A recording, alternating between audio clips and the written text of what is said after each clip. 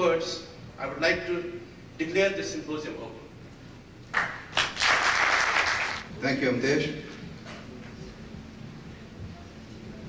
Next thing, we would like to pay the homage to the martyrs. As you all know, the symposium, what we're doing today here, goes to all the victims of the terrorism, the tyranny in Kashmir. Some of our brothers and sisters who've been butchered, murdered, raped in the beautiful valley of Kashmir, what used to be the valley of joy and laughter, has been turned into the valley of tears and miseries. We would like to remember those martyrs. शहीदों की चिताओं पर लगेंगे हर वर्ष मेले, वतन पे मिटने वालों का बस यही है.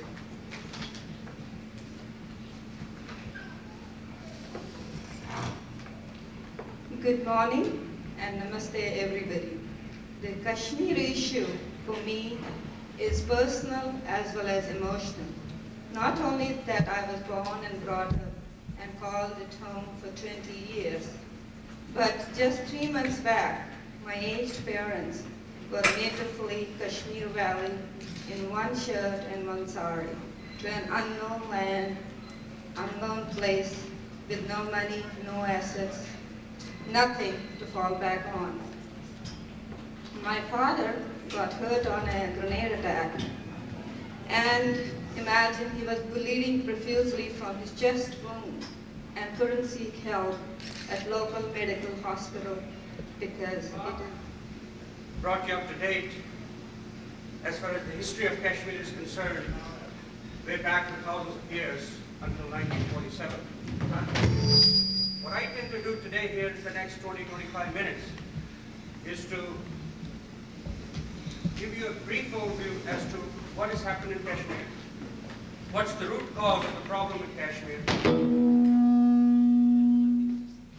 how Pakistani invasion practically decimated in recent years the lives and the properties of ordinary Kashmiris, the role of the United Nations, just very briefly because I know. Hello? It's fine now. No, it's fine now. I need that. Okay. Okay. No problem.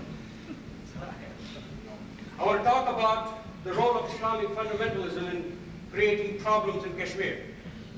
And then I want to throw some challenges to you, what you can do to help us combat that in California and in the rest of the country. Briefly, I know when I give talks in various places around the country, people don't even know what Kashmir is. So let me briefly show you what it is.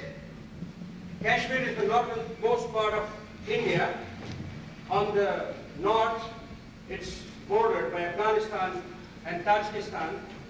In the west by Pakistan, in the north by China. If you look at the geography, there are really 3 main regions of Kashmir. In the northeast, you have Ladakh, which is by far the largest district of Kashmir. In the south around here is Jammu, and you have a small portion of land, which is called Valley of Kashmir.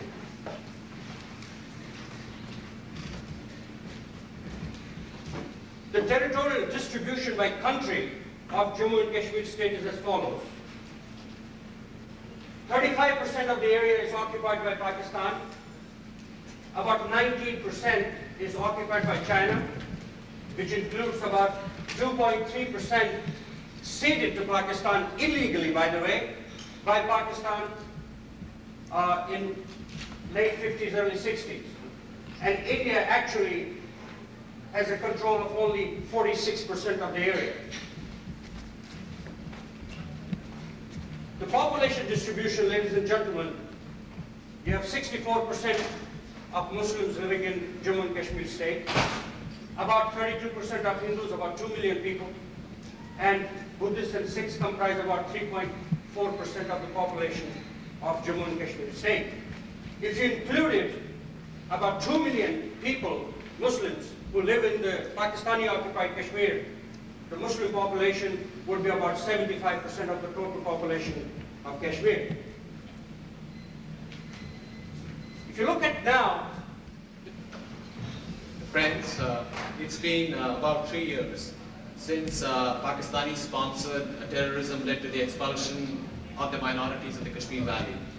250,000 people have been uprooted from their homes, and there are estimates that 1 in every 200 Kashmiri Hindus has been murdered.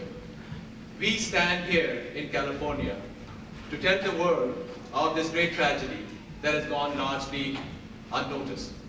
Future historians will be incredulous that free nations did nothing to prevent murder and pillage by the long arm of Pakistani terror. Future historians will also blame opinion makers and journalists, especially those in powerful countries like the United States, for not condemning the terror, whose slogan has been, leave or die or convert. We live at the passing of an age. If the experience of the Kashmiri Hindu community is a foreboding of the events to come, then a lot of misery and violence awaits us all. Should fundamentalist groups be allowed to spread chaos and mayhem in the name of liberty? Should those who throw acid in the faces of unveiled women be praised as revolutionaries? Should those who kill in the name of creating a pure religious state be allowed to dictate the lives of citizenry? We wish peace for everyone in Kashmir. This peace and prosperity should extend to citizens irrespective of their ethnic background and religious persuasion. But the events since 1989... धड़कन है, वहाँ ही हमारे दिल की धड़कन है। मेरा जन्म हुआ था पचमढ़ी में, मेरा बचपन बीता पूना पंजाब में, और मैं स्कूल और कॉलेज गया बिहार में। भारत माता हमारी माँ है, माँ का दिल धड़क रहा है, और उसी माँ के एक हिस्से में खून गिर रहा है।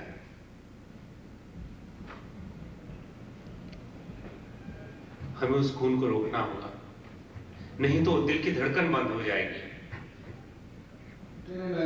This legend is none else but Professor Prahlad Yadav. Please welcome Professor Prahlad Yadav.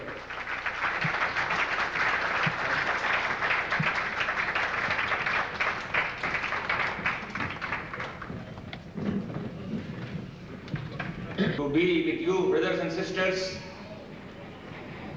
living in the states,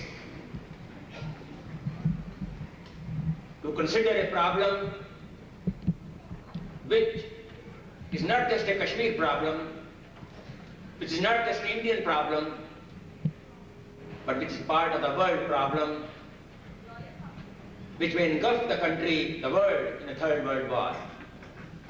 I mean the Islamic problem, the Muslim problem. And I have come here at a time the world is undergoing major changes. Soviet Union is gone.